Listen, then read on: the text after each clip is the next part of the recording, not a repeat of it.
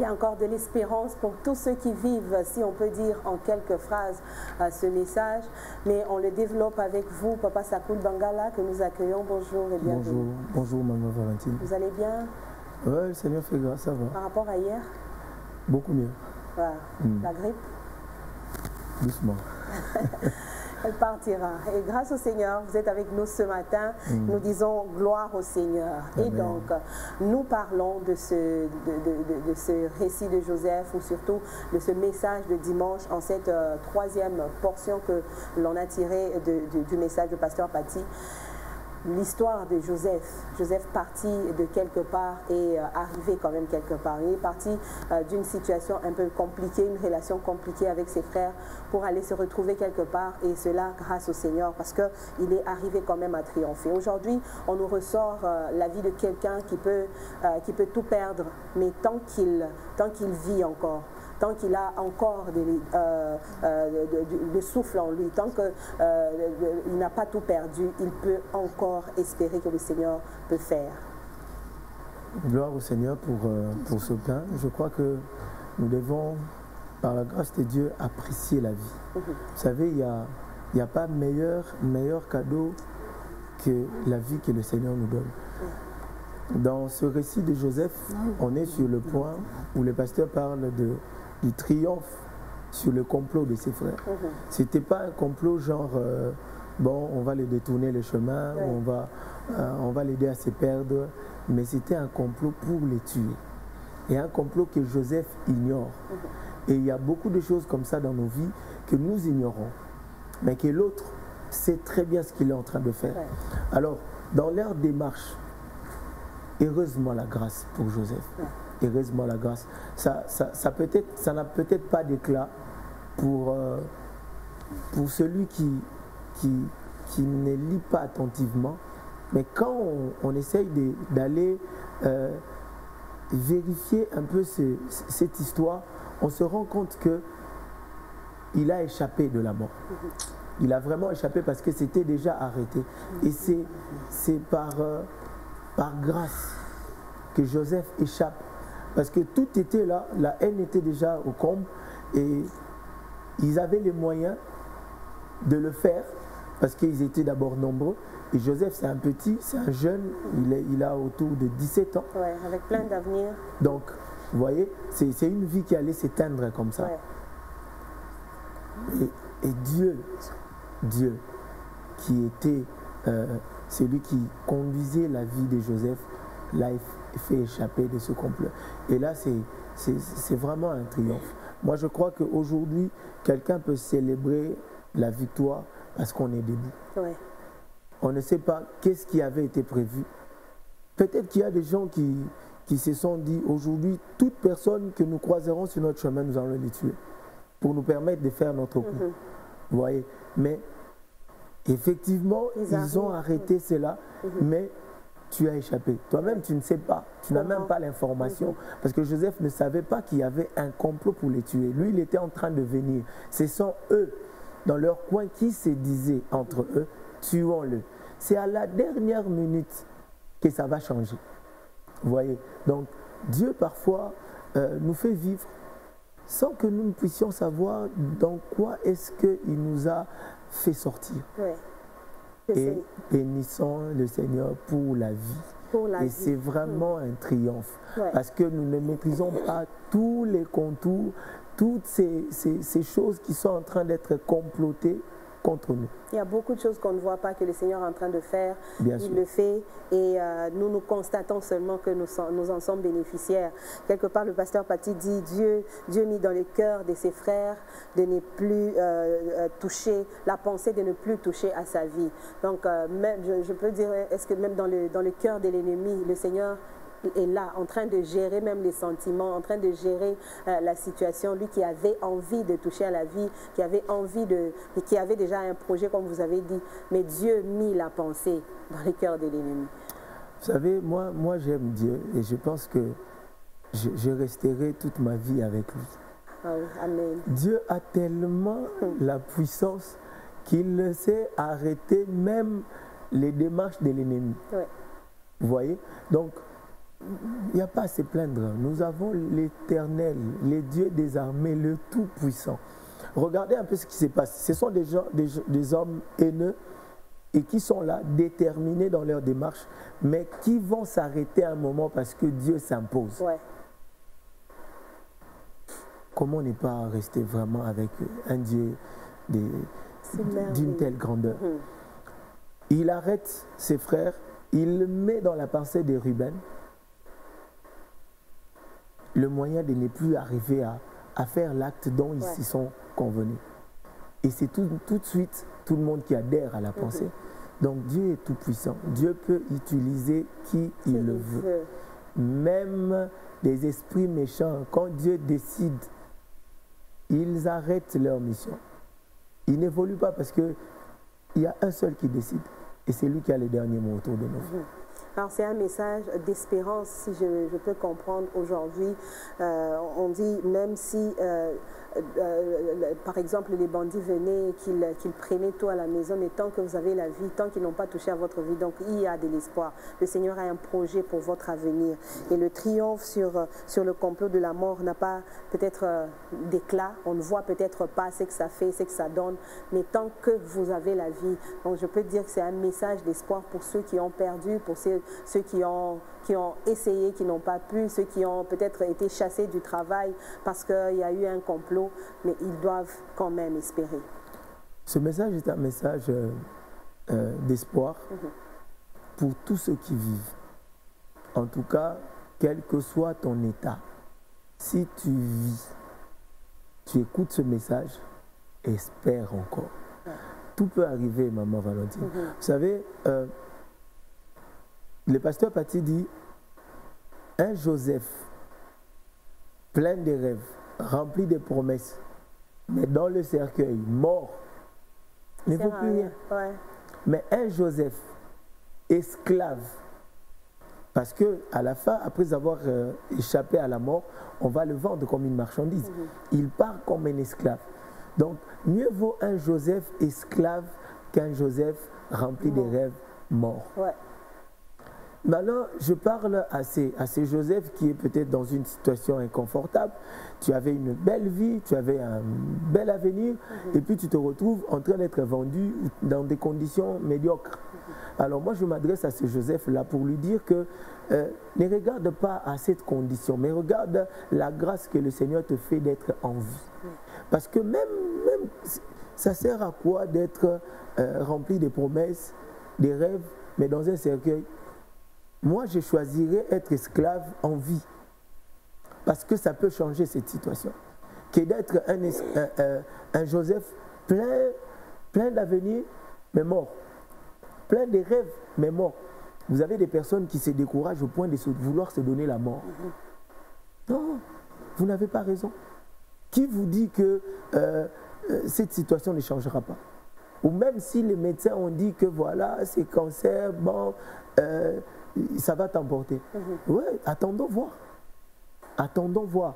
Ne nous donnons pas des résolutions qui vont détruire notre destinée. Parce que le maître de la destinée a décidé autrement. Ouais, s'il a décidé de nous garder en vie, donc quelque chose peut arriver. Un chien vivant vaut mieux qu'un lion mort. Un lion dans toute sa force, avec sa férocité et tout ça, mais il est mort, il n'a plus de valeur. Mais le chien, il est mieux que le lion mort. Un chien vivant vaut mieux qu'un lion mort. Peut-être vous allez vous dire aujourd'hui, je ne vaux plus rien. Je ne vaux plus rien parce que j'ai perdu mon mariage. Je ne vaux plus rien parce que l'homme qui me prenait en charge n'est plus là, n'est plus avec moi. La personne qui m'aidait, l'oncle qui m'aidait pour les études n'est plus là. Mais tant que vous vivez, l'espoir doit continuer à vous, à garder la place dans votre cœur. L'espoir doit continuer à vivre dans votre cœur parce que le Seigneur, j'aime, comme vous le dites, c'est lui-même le maître de la destinée.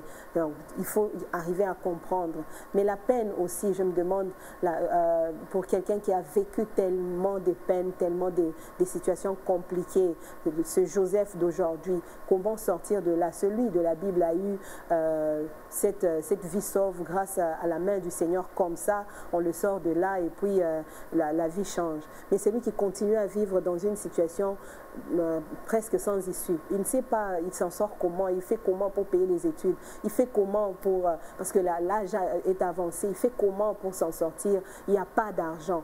Comment arriver à tenir dans une situation pareille, espérant que demain sera mieux? Alors, à celui-là, je dis, recommande ton sort à l'Éternel. Vous savez, il y a tellement de choses qui se passent autour de nous que nous ne maîtrisons pas, que nous n'avons même pas le moyen de changer. Dites-moi, cette personne qui n'a rien, qui n'a pas de relations qui peuvent lui donner de voir la vie différemment ou de se retrouver avec quelque chose, il fait quoi? Entre nous soit dit, il fait quoi? Il n'a personne, il n'a pas de moyens. Doit-il commencer à frapper dans chaque porte? Je suis enfant de Dieu, donnez-moi. Non. Il y a un Dieu qui pourvoit à tout le besoin. Alors, cette personne, au lieu de se décourager, j'essaie un peu de réfléchir autour de Joseph dans la citerne. Il connaît Dieu. Son père lui a appris à connaître le Seigneur.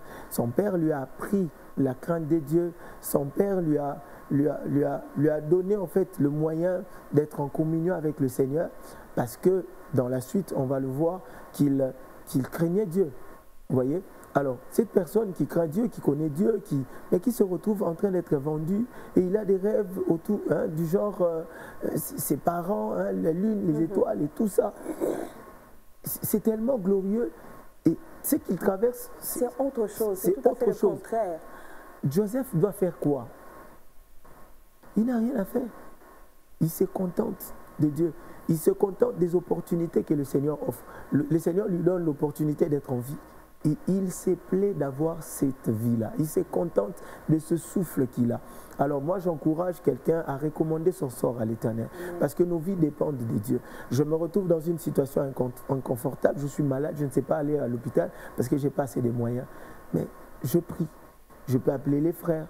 C'est ainsi qu'il est aussi important pour celui qui est enfant de Dieu d'être entouré par des frères. Ouais.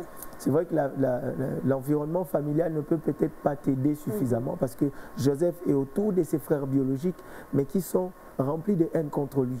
Mais imaginez-vous que Joseph ait des frères en Christ. Ouais. Peut-être qu'il serait en train d'être accompagné par un ami, un frère de l'église, qui serait avec lui en train, non, tu vas ou non, je vais aller voir mes frères. Allons-y, je t'accompagne. Donc ce plan aussi serait en train d'être atténué. Donc il y a plus d'avantages d'être entouré par des frères qui nous aiment, okay, et qui peuvent facilement nous aider à avancer dans n'importe quelle situation. Mais au-delà de tout, confions-nous à l'Éternel parce que nos destinées sont dans sa main. Amen. Amen. C'est ce qu'on va faire ce matin. On va confier la vie, le cœur de quelqu'un à l'Éternel. On va aider quelqu'un par une prière. Papa Sakoul avec vous. Aider une personne à confier sa situation entre les mains du Seigneur. Peut-être qu'il se dit, je ne sais pas le faire, je le fais comment? Peut-être que ça sera la première fois pour une personne de prier. Il ne sait pas dans de telles situations où ça fait tellement longtemps qu'il est en train de croupir dans des situations compliquées. Il a arrêté de prier. Il y a longtemps qu'il a arrêté de prier. Alors aujourd'hui, peut-être ça sera un retour à la prière, ça sera un retour au pied du Seigneur. Comment le faire? C'est ce que vous allez faire, aider quelqu'un. Nous le faisons ensemble. Nous prions pour aider un cœur, aider quelqu'un ce matin à retrouver sa joie de vivre en attendant que la main du Seigneur atteigne sa vie, comme ce Joseph dans le puits ce jour-là. Comme Joseph, je voudrais encourager cette personne qui a un cœur en 1000 morceaux, parce que déjà sa situation ne tient plus et il n'y a plus le goût de la prière. Vous savez, Maman Valentine, ça arrive que vous avez quelqu'un qui est tellement déprimé, ni la force de prier, ni le moyen d'adorer, il n'a plus de paroles, en fait, parce que pour lui, le Seigneur ne s'occupe tellement pas de son cas. Ça s'empire chaque jour. Vous avez même un corps qui est tellement malade qu'il s'affaiblit au point où on n'a plus d'énergie. Plus de goût à la vie. Le goût de la vie, on ne l'a plus. Alors à cette personne, je dis que tout ce que tu traverses, tout ce que tu connais n'est pas plus élevé que le moyen que le Seigneur a. Amen. Dieu a le moyen de te sortir de là. Amen. Mais si cela n'arrivait pas, eh bien, nous avons rendez-vous de l'autre côté avec le Seigneur. Eh bien, quand j'ai réfléchi autour de de la présence de Dieu, de la vie à côté de Dieu. La Bible parle d'une cité qui est pavée d'or. Ça n'existe pas ici. Quel est ce pays qui peut se taper les luxes de prendre de l'or et de les mettre là pour que les gens marchent dessus, juste pour la beauté de la vie? Il n'y a pas. Mais auprès du Seigneur, il y a une ville de ce genre-là. Et ce n'est pas de l'utopie, c'est une vérité que le Seigneur proclame. Alors, ne désespérez pas, restez confiants. Nous allons prier pour vous, pour que le Seigneur vous aide à avoir encore la confiance en lui. Regardez toutes les merveilles que Dieu a fait. Eh bien, ces choses sont réelles aussi pour vous. Éternel Seigneur, nous sommes là ce matin encore. Nous voulons apprécier tout ce que tu fais. Nous voulons apprécier la vie que tu nous donnes. Seigneur, ce souffle n'a pas de prix. Éternel Seigneur, nous savons qu'il y a des gens qui croupissent dans la maladie provoquée par la haine des hommes. Il y a ceux qui sont empoisonnés dans le corps. Les organes sont affaiblis, sont en train d'être détruits. Seigneur, chaque jour qui passe, le corps s'affaiblit davantage. Je prie au Dieu que ta main repose sur toutes ces personnes. Tu as le pouvoir de guérir. Et tu guéris aussi, Seigneur au Dieu, en récupérant cet homme, de le sortir de ces conditions, de cet environnement pourri par la méchanceté, par la jalousie, par la haine. Tu as le pouvoir, Seigneur, d'accorder du repos à cet homme tellement affaibli, qui commence à faire pitié. Tu as le pouvoir de guérir. Seigneur, nous voulons nous exposer à ta volonté. Fais comme tu veux avec cet homme. Fais comme tu veux avec cette femme. Tu vois, éternel ô Dieu, tous les efforts conjugués pour aller bien, mais ça ne va toujours pas. Seigneur, nous nous recommandons à toi.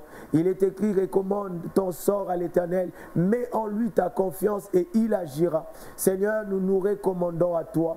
Nous voulons, Éternel, ô Dieu de gloire, Seigneur, que toi, qui as les derniers mots, puisses te prononcer. Nous dépendons de toi et nous n'attendons, Seigneur, ô Dieu, que toi. Amen. Seigneur, tu es capable de nous donner encore un élan nouveau. Tu es capable de guérir de n'importe quelle maladie. Seigneur, au nom de Jésus, Père, au nom de Jésus, que celui qui, ô Dieu, est en train de croupir sous, Seigneur, ô Dieu, des difficultés, que ta main le touche maintenant et que, Seigneur, sa tête soit relevée au nom puissant de Jésus-Christ. Père, au nom de Jésus, je m'élève pour chasser cet esprit qui perturbe ce foyer par, ô Dieu de gloire, des paroles méchantes, des paroles, Seigneur, ô Dieu, qui est de nature à tuer, à détruire la communion et la tranquillité dans cette maison. Seigneur, au nom de Jésus, je révoque ces paroles et je couvre, Seigneur, ô Dieu, ce couple de ton sang, le sang de la victoire. Alléluia. Tu sauves ce couple, Seigneur, de divorce et tu les gardes en paix. Merci d'intervenir. Merci d'agir dans ta fidélité. Nous comptons sur toi. Seigneur, tant qu'il y a la vie, il y a de l'espoir. Nous croyons, nous restons, Seigneur, au Dieu, confiants que tes projets sur nos vies se réaliseront. Ton serviteur David disait, je ne mourrai pas, je vivrai et je raconterai les œuvres de l'Éternel. Seigneur, permets à quelqu'un de raconter tes œuvres parce que tu as intervenu, parce que tu as agi. Bénis toutes choses et glorifie ton nom. Merci Jésus. Alléluia. Alléluia. Nous prions et nous disons Amen. Amen. Gloire au Seigneur pour cette paix que nous sommes en train d'acquérir, quelle que soit la situation dans laquelle nous étions. Je dis nous, parce que je peux me retrouver aussi dans une situation pareille, mais aujourd'hui, la paix du Seigneur est en train de s'installer dans nos cœurs et grâce à cette prière. Merci beaucoup, Papa Sakoul. Merci pour cette prière, de ce grand apport aujourd'hui. Et on peut enfin, quelqu'un peut dire que le Seigneur m'a tiré de loin. Je crois que Joseph, en train de partir en Égypte, quoique esclave déjà en cet instant-là, quoique marchandise, parce qu'on l'a acheté, il était en train de se dire dans son cœur, waouh Seigneur, tu m'as tiré de loin, j'étais déjà mort, mais quand même là je vis, parce qu'il avait encore le souffle en lui. Et je crois que quelqu'un est en train de le dire ce matin, Seigneur, waouh, tu m'as tiré de loin de la corruption, je suis là, je crise, mais au moins je suis à la maison en train de garder la bonne relation avec le Seigneur. Que le Seigneur vous bénisse et qu'il continue à vous soutenir soutenir, à vous accompagner dans cette situation. Il vous tire déjà de cette situation. Merci beaucoup, Papa Sakoun. Et on se retrouve demain à la même heure pour continuer. Grâce au Seigneur, je sais que vous serez avec nous. Par sa grâce, nous serons. Amen. Alors, déjeuner spirituel continue, avec à présent un autre plat à consommer. Vous sentez déjà que tout ce que nous consommons aujourd'hui, ça a du goût. Le goût, c'est Jésus lui-même. On sent la saveur de Jésus. Et on continue avec à présent cette pensée que le Seigneur nous donne, nous offre avec vous. Nous la partageons et nous la consommons avec beaucoup d'appétit.